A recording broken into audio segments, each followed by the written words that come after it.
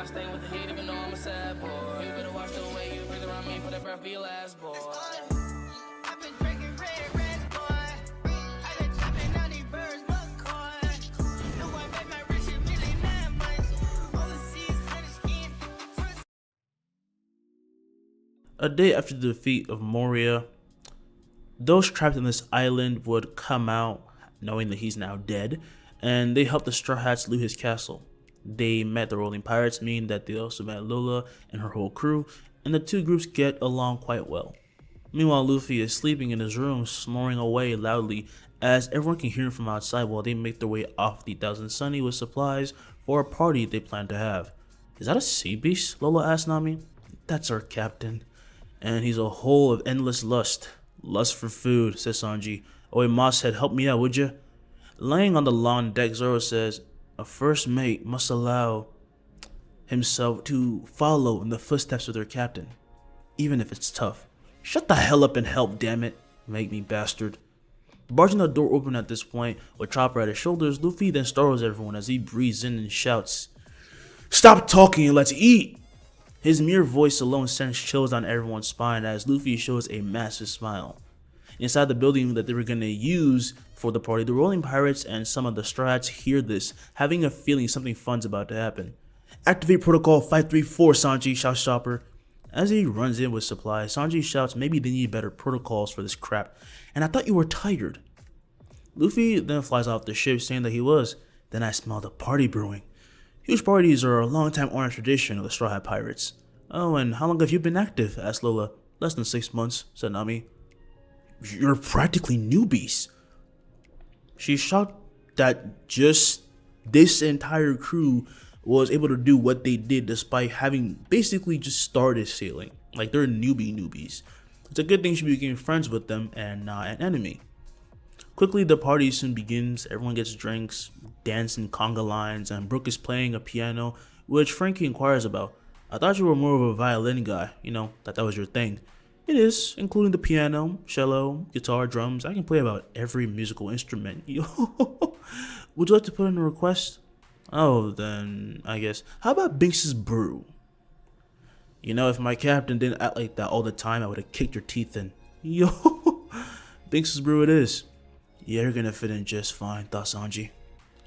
Robin actually recognizes this song, and he would play it as the other pirates follow along, or just the outlaws because there are many present other than Lola's crew. They sing along as Luffy would then land atop the piano, saying that this song is pretty nostalgic. Hey, I heard about Laboon from Frankie. Flashback. At a certain point, while making their way back, Brook told Frankie and Robin of a friend he made a promise to. When a man makes a promise, death isn't a proper apology. I can't think about that right now. Even if he hates me, I won't use that as an excuse. Returning to present time, Luffy casually says that he knows Laboon. Help him out a little bit. Trust me, he's still waiting. Brook freezes. Is that so? Yep, he's a stubborn little kid. Oh, that could not be more true. Laboon. Oh my god, he's still alive. Full with bursting with tears, the skeleton catches the attention of all who notice the song ended, and they only laugh, noticing that Brook, though he may be crying, is also laughing. He's full of happiness. Now, come on, you'll meet him eventually. Aren't you glad you chose to live instead? Yes, God, I'm so glad. I hope you don't mind my presence. I almost forgot how scary I looked. Yo, oh come on, I've seen too much. This is gonna be a lot of fun. Welcome to the Straw Hat Pirates. As Brook thanks him, they sing Binks's brew all night, and the next day, Frankie designs a super grave to celebrate Brooks' crewmates, who are now, of course, deceased and just bones. Afterwards, Lola hands a Vivo card to Nami, and the Straw Hats begin to sail off into the fog with the new member. See you in the new world, shouts Luffy. Nami says, stay safe, okay, Lola? I'm sure your dream guy's waiting for you. You'll be the first to know when I find him. Once again, back to the adventure. The Straw Hats are already setting up a whole party for Brook and goofing off when the musicians get back to work, sending out some soothing melodies. Where to next then? Said Brook. Sanji then brings out drinks saying, I can't believe you were a Rumbar pirate. I mean, I thought you want to go back, you know? Well, I have a duty, don't I? We shall meet again. I know it. Until then, we party. That's what I'm talking about. Let's make this official, said Zoro. They each grab a cup and toast and make Brook an official member. Of course, a member cannot be a member without having a toast and drink a bunch of alcohol, because that's how it is in the Straw Hat Crew. Then their adventures continue. They meet the snake current, bizarre phenomenon, over and over just come at them, and new sea beasts are also encountered, which usually allows the strongest duo to test their haki, which has actually developed in the form of armament. Usopp himself gains observation as a byproduct of the noble phantasm given to him. The others stay about the same, but some of them now are more knowledgeable about how to actually fight better. And Luffy has developed some form of way to help them control their haki more. It's actually pretty simple. Frankie understands the capabilities of noble phantasm better, so he actually is able to change its uses. He's able to alter it, literally machine it into something new if he wants, because it is, after all, now his weapon, so he can do whatever. He also asked Usopp for some help on the spear for Nami since he made the climate attack, and they still keep it a secret for now. After long days of travel, they then reach it. The line, more specifically, the Red Line. Holy crap, we're actually here. Damn, I'm tearing up, said Frankie. The sniper is unable to hold back his emotions as well, and the crew can attest to feeling the same. After all this strife and trouble, they can soon reach the New World. 30 years, Frankie thought. It's crazy. This is gonna be so much fun, shouts Luffy. I wonder if I should try punching it. Of course you'd say that. What, maybe I can get the all blue this way, you know? At this point, grabbing his captain, Sanji would then drag him back, saying he needs to calm down. You need to tie him out before we get Marines in our ass again. You guys are no fun. Yo ho ho ho. Only you'd say such a thing, Luffy. Sanji, we need to celebrate, Luffy says. Shrimp, lots of it. I mean, I don't know for what reason, but coming right up, Captain. You guys want some? Booze? Not you, mosshead. You know what, you're right.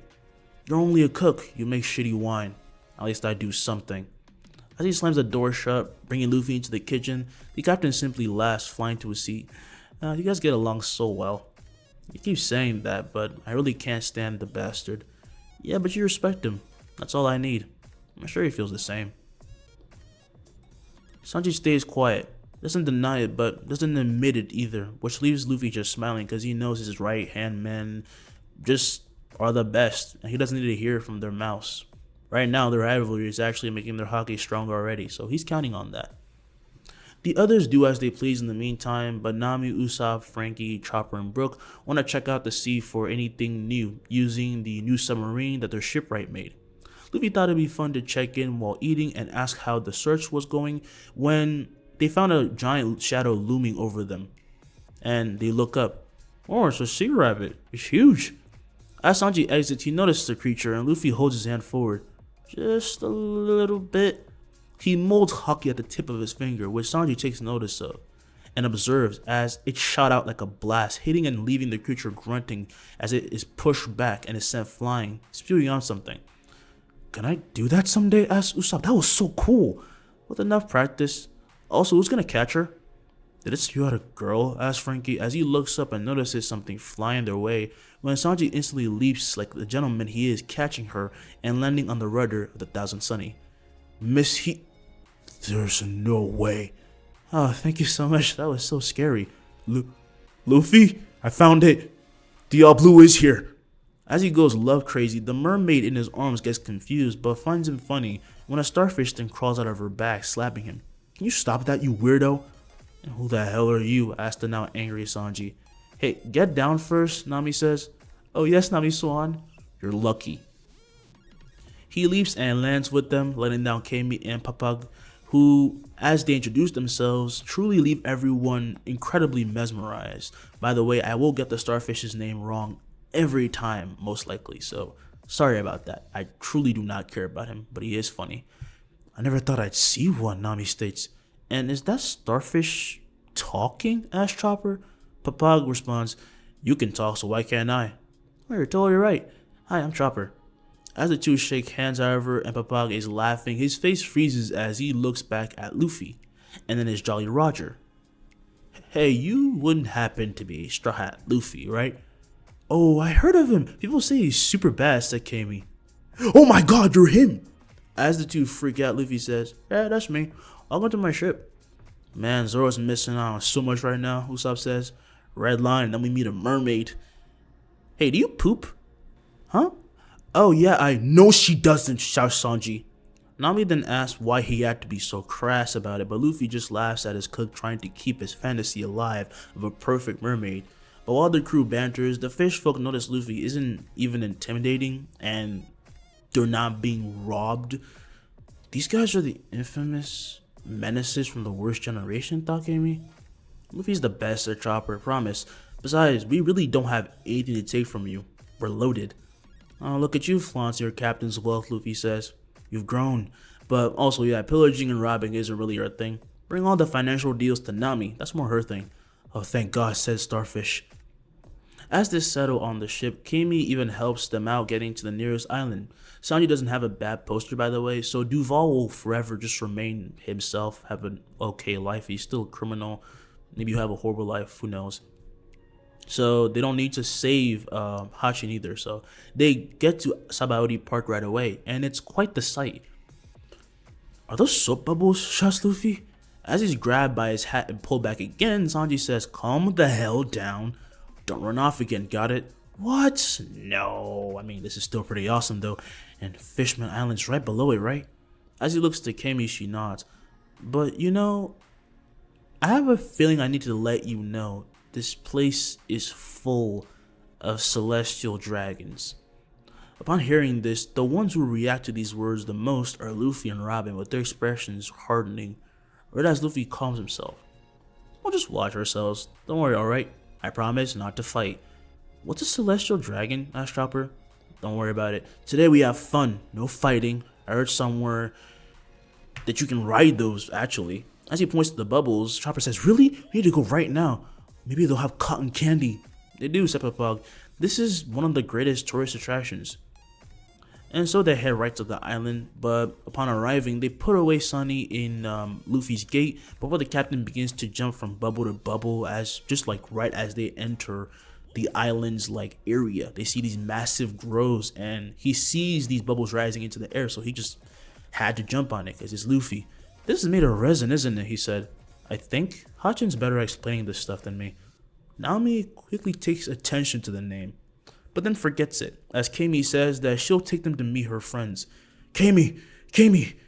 Hearing her name being shouted in a whisper, she turns, seeing a man in a cloak who freaks everyone out when he then takes off the hood. Don't worry, it's just me, Hachin. Oh, Hachin! You! What are you doing here? Hearing enraged voices behind her, Kami turns to find Sanji and Zoro raging along with Usopp. Those new to the crew wouldn't understand, but the look on Hachin's face is enough to let them know he might have done something wrong. Straw Hats, I didn't think you'd be here. Great. Let me get another shot then, says Sanji, since Moss had messed it up. Okay, calm down, alright? Surprisingly enough, the one to say this is Nami, who says that she doesn't care. You don't? Asks Luffy. Kami at this point looks at Nami, back at Hachin, and then back at Nami, beginning to get very worried as Papa tries to calm her down. Hey, can you explain already? Yeah, said Hachin.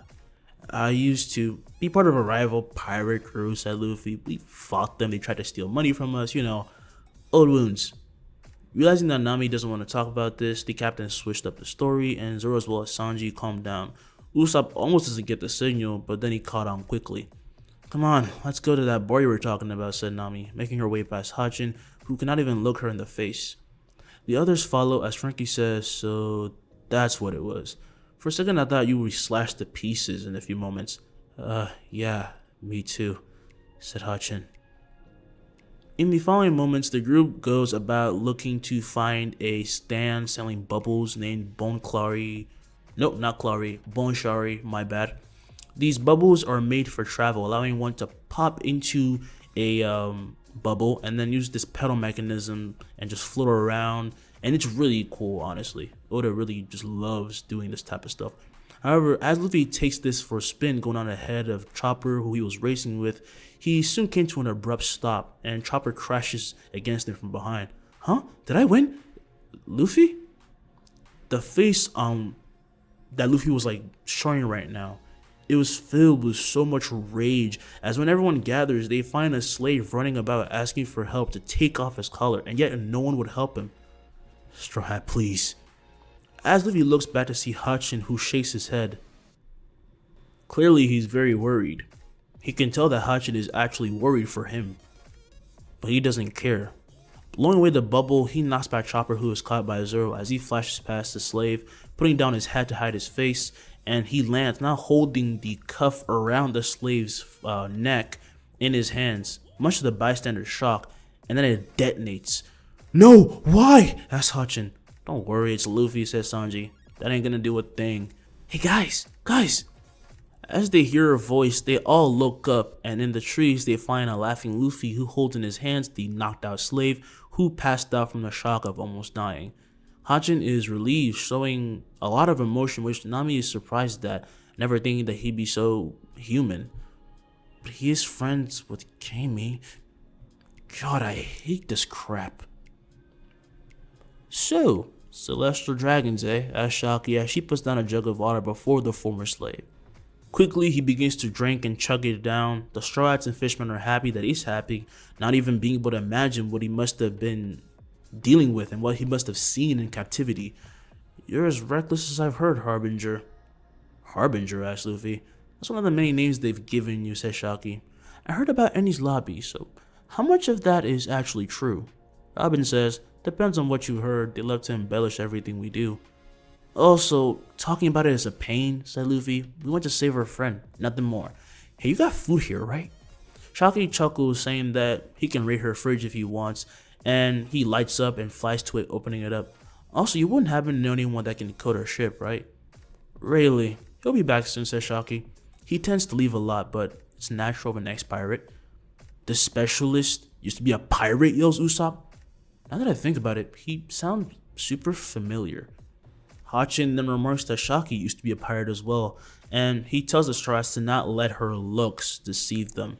And as for Rayleigh, they say that he must still be on the island at this point, and the man at this point that finishes the water thanks Shaki and Luffy, saying that he will change his life around and do things differently. Well, I'll give you a hand, says Shaki. The streets might be filled with Marines. Thank you. Shaki then takes him to show him around back, and she also says, watch out for your rivals. There are 11 other pirate groups here. I mean, sure, but Luffy's here, Usopp says. Right. I'm just so used to normal rookies. She then makes her way out back, telling them to be careful, and as she leaves, Luffy waves with a smile before getting serious. Alright guys. How do you always switch like that? asked Brook. Call it a talent. I'm giving you permission to hurt, nay, kill a celestial dragon, if necessary. This leaves the fishermen gasping while the others are nonchalant, but Hachin says that this isn't a joke. They're part of the world government. They have so much power they can kill a man on sight and not get jailed. They practically own the world. It's really that serious? How can they just do that? No one owns the world. That's not what they think, Papak states. This is a bad idea. Too late, already doing it. Oh, come on. If they killed Kami on the spot, would you just stand by? I have to care for my crew first. Sorry, but no one's getting in the way of our adventure. Our dreams are too big and we've come too far, but most importantly, we came here to have fun. So, begin Operation Find Rayleigh. Stop being so lax about this, damn it, this is serious. As the rowdy crew run outside, they already know what they plan on doing as they naturally break into their own groups. Luffy, Brook, Chopper, Hachin, Papag, and Kami head to Sabaody Park. Someone needs to look after the ship, so Frankie stayed along with Sanji and Usopp. Nami and Robin went for a little shopping, but elsewhere at Grove 24, trouble was brewing. In a bout of trouble, a man ends up in a stretcher, and with the help of a well-meaning doctor and his nurses, he's being brought to a hospital nearby. However, that is when they get in the path of a celestial, Saint Charlos. Hey, you, why are you getting in my way? As he passes on a slave crawling as his steed, he makes the doctor and nurse freeze in their tracks. My lord, I'm sorry, but this man needs a transfusion. He's badly hurt. Charlos gets off his slave, making his way forward. You're right. However, he then kicks the patient off the stretcher, much to the horror of everyone present, even to the pirates such as Capon, Bonnie, and Rouge and Apu. They really just do what they want, said Capon. At this point, however, is when Zoro arrives, having already gotten lost and chugging down booze as he gets in the path of Charlos, catching the attention of all. Huh? What, you need help with directions or something? All those present are left shocked as they shelter Charlos, never having been disrespected in such a way or in any way at all, holds up and fires his weapon, when in an instant, before anyone can even realize, Zoro appears before him and knocks him in the face, sending him flying. Jaws dropped. Almost everyone got a heart attack damn near, and were just completely bewildered. They shout, "He punched the Celestial?" Fuck off, you got in my way first, says Zoro. He then notices the beach slave and remember what would happen if he took off that little, neck chain thing. But regardless, he at least asked, "Hey, you want to get out of here?" The slaves look on in shock, and the agents of Charlos instantly make calls when Zoro knocks them out with the hit of his handle, and then he pulls out a transponder. "Hey, Luffy." As it fizzles for a bit, a hologram of Luffy is then shown as he picks up the transponder, and what he hears leaves him smiling. Good, I was starting to get bored. As he and the guys that were, getting cotton candy heard this, he told them to stop. It's time to go look for some trouble. "What do you mean?" asked Hachin. "What did you do?" With a laugh, Luffy then flies off, blasting to where Zoro is, as he managed to fight off the agents and then waited for him and with the slaves and also the nurses, and then he saw his captain coming on the way. Luffy. Luffy comes gliding down slowly with his hat being blown off for a moment, and he has to pull it down. "Man, this is why you're my favorite. Don't tell Sanji. Stop messing around." Are you Straw Hat? What's going on?" As he floats down, Luffy ignores the doing of his infamy, and he removes each of their shackles, throwing them to the air as they blow up one by one, while he just smiles. "We'll get you out of here, okay? Also, I know a great doctor." They're all left damn near crying when suddenly they hear a shout. Yeah, let's just say, I'm not going to say scream. They hear a shout as Chopper along with Brook come running his way. "Yo, the Marines are here." "Already," Zoro. "Damn, well for that bastard." Quickly releasing Vimana, Luffy tells Chopper to get on and take the injured man and the other slaves as well. We head into Shaki's, tell her that I'll give her whatever she wants, but she needs to do me this one favor.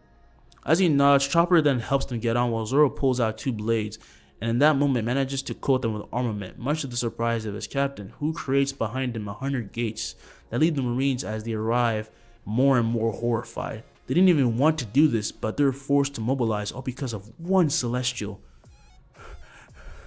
"Attack! For the honor of the Marines!" With a blind bravery, they rush forward to their deaths when many are pierced through like butter by a downpour of blades and many other weapons, all while Zoro moves forward. Without even making contact with his blades, just his mere swings release shockwaves that blow them away. "I'll keep covering you. This is good practice," said Luffy. "Brook, don't you want to join in?" "Oh, I wasn't aware I was needed to." Nah. Team effort, right? Show them what you got." "Righto." As he says this, he marches forward with a group of Marines using the cover of cannonballs all the way from behind them that Zoro had to hack up to, of course, charge. But then they meet Brook and get too confident. He's literally a pile of bones. We need to hold on until he gets here. Just get rid of him. Brook comes to a stop, holding his cane forward, which is unsheathed, and he disappears, appearing behind them. "This is your departure." In a delayed impact, they all fall, with them being cut before they even realize. From nowhere, a blast of flames then fall from behind, crushing the forces using cannonballs and catching the attention of Zoro as he clicks his tongue, seeing Sanji forging forward. "Let me have some fun too. I don't need your shitty cooking skills." As they flash past one another, each going in their own direction, they decimate the army in full. "Well, that was easy," said Luffy. Sanji then screams that he not jinxed this shit when Zoro then moves in front of him, slicing through a beam. "I told you not to jinx it," says Sanji. As they look up, they find Bartholomew Kuma, just on the root of a giant mangrove. "Who's that guy?" Zoro asked. "Monkey D. Luffy." "What did they do to you?" What did you let them do? As he flies forward, the pacifista fires another beam, which Luffy meets head-on with a coat of haki, as he would then grab and force it back down his throat, blowing its head off, causing a massive explosion of nuts and bolts. They realize it's a robot, and to Luffy it was obvious. As he lands on the route, when from afar he sees something that he never thought possible. His men sensed it, and turned to find a horde of these pacifistas, at least 10. Yeah, I might have jinxed it, Luffy said. Yo, Straw Hat, don't tell me you need help, being an emperor and all. As he looks to his left, Luffy sees the approaching Kid and Heart Pirates, who instantly come to a stop upon noticing Kuma, or more so, all the Kumas present. Each one of these Kumas then spread out, however, encircling Luffy only and his group, and fire beam after beam, when suddenly his golden disc appears, shielding them all and deflecting all of these attacks back and devastating a few. The three will then rush out from the barrier, attacking them, and for Sanji and Zoro, it's easy, but for Brook, he struggles to even get a bit of significant damage in. He backpedals, barely avoiding a blast, when Luffy then lands beside him, releasing from behind him his power pole, which explodes into a ridiculous size, blowing away the robot and part of the land, carving it away, leaving Kid and Trafalgar completely shocked. I heard he fought a warlord. It shows, says Trafalgar. Being who he is, Kid is excited to face him, even though Actually, no, Kid is honestly just a fucking idiot. He's the same guy that tried to challenge Shanks. He is actually retarded. He just wants a death wish. At least Luffy knows when to run away. The pole then retracts to normal size and back in Luffy's hand as he creates above Brook another gate, and it slowly drops a weapon. Try this on for size. Brook stares upon the magnificence of this treasure and grabs a hold of it. It's a rapier, but not just any rapier. A noble phantasm, of course. Just with the grab, he feels power swelling, and unknowingly, he is marked by the mark of a servant exploding with power as he moves and charges for a pacifista that he thrusts at. Upon doing so, the whistle of a note is heard, ripping through the torso of the machine. How brilliant. It's called Harpy. It harnesses the power of sound and wind, which kind of fits a musician in my opinion. I agree, Captain. Yo. The sound that the blade naturally produced is so fine-tuned that being in Brooks' hand is practically like him having an instrument. Essentially speaking, the more you swing it before releasing, the more power you get out of it. It's a weapon of accumulation and just gathering. No, not gathering. That's dumb. I ruined that. It's a stockpiling power. That's what I was thinking about. It's like one for all in a way. So creating this massive arm of metal at this point, Kid is about to attack but is then caught off guard when a blast is then thrown at him. Sanji appears before him, meeting the attack head on with a flaming kick that he redirects to a tree that is snapped in two. Mind you, this is a mangrove. These things are giant. So he owes him his life, but of course he says, I didn't ask for your help. Captain's orders. I don't really care if you live or not. Ugh, Straw Hat, don't treat me like some goddamn nobody. I don't need your pity. Oh, yeah, sure. This only angers Kid more because Luffy is not paying attention to him, but Luffy is not trying to have anyone get hurt because of him. Stopping his assault from above, he then lands telling everyone to move. I got the last three. As he flashes forward, he calls the gate to his side and grabs the hilt of a blade as he appears behind the attacking pacifistas when they are frozen by ice, looking now like statues made of the element before they shatter to pieces as he turns, releasing a blast of hockey lightning. Alright, let's get the F out of H. Quickly, everyone gets to running, and the three crews converge on one path as Luffy asks, what were you saying last time? Kid just scoffs, seeming to forget it, when Beppo then asks Law if these people are really the same, like, people as them. As in, are they really starting out the same way they are? Because they are monsters. Don't ponder it. The Grand Line is full of monsters. We knew that. Hey, Straw Hat. You're making a lot of enemies, alright? Your first mate punched us. I give him permission for that. This shocks them. But the crew is steadfast, showing confident look as if this doesn't faze them, which it doesn't. However, up ahead, more of these pacifistas arrive with someone at their command, Sentomaru. Are you kidding me? Asked Trafalgar. Straw Hat, surrender. I ain't got nothing against pirates. Got nothing against marines, but fuck off. As his eyes glint, a force approaches the man, who is sent flying as he crashes through a giant tree, leaving him bleeding. In the same instant, Luffy then summons from above lightning, striking down each pacifista when suddenly a bright light shines, piercing the dust as he finds a leg before him. Luffy, when he catches it, then sees everyone be sent flying back by the mere pressure of this attack, but Luffy just pushes back this enemy and he sees Kizaru land. Fucking Admiral. Kid only takes one step back when he and his men are bombarded by an explosion from Kizaru. Hey! Luffy tells him to watch it. My crew hit the Celestial. Just then, they all hear someone shout, "Is that him?" From afar, arriving a bit late, Charles' father is filled with anger and tells Kizaru to kill Luffy. That's not... Oh, wait up, said Kizaru. He gets a message over the phone and says, "My orders have changed. Any last words?" "Zoro, you didn't kill that Celestial, right?" "No. Why?" Holding his finger forward, Luffy shows a massive grin as Kizaru moves back, fracturing into light, blocking a halberd aimed at the Celestial's heart. Since this fails, Luffy appears from behind. He surpassed my speed? Before he could even do anything, pulling out a blade, he skewers the dragon, who spews blood. "Now you can forget about Zoro." "You're insane," said Kizaru. Holding his hand forward, he created a mirror of light reflecting around Luffy a bunch of clones of himself that all attack only to be blocked by discs. However, another Kizaru appears above, firing a blast, and this sinks their battle through the ground, leaving a massive crater, once again knocking everyone back. "Luffy!" From the crater, Luffy then rises as he's seen kicking Kizaru in the chin, and he literally pierces the sound barrier as Luffy comes to a float. "You guys leave now." I kick hard enough to actually send him to Skypiea, but it won't be enough. "Leave it to me." No, not again, okay? I'm not gonna let you handle it all alone again, shouts Sanji. "It's not up for debate. I told you before, this isn't your playing field yet. It will be, but not today. Please." Trafalgar and Kid are already using this chance to run since Kid is badly hurt anyway. All of them are. And Zoro said, "Fine, but we're not leaving until you beat him." With a smile, Luffy says that he's not going to lose to a mere admiral as he starts to sense Kizaru falling, and he tells him to make way. "See you back at the ship," Brook says. They begin to run off, and Luffy flies, meeting Kizaru up front with a punch, the mere power of which literally splits the sky due to their immense haki. Get ready for a reckoning, Kizaru. For the first time in years, Kizaru actually feels fear for his safety, and he doesn't like it. Back at the Sunny, however, everyone aside from Chopper had returned. Chopper was still hiding at Shaki's and treating the hurt man, but he wasn't aware of the whole fleet coming at the Sunny. So, while the rest of the Straw Hats that are now on the ship are trying to fight off these massive amount of ships coming at them, Frankie himself runs out of the lobby as he came up and summoned before him a weapon. This weapon was, of course, the spear that Luffy had given him to soup up, and it looks a little bit different.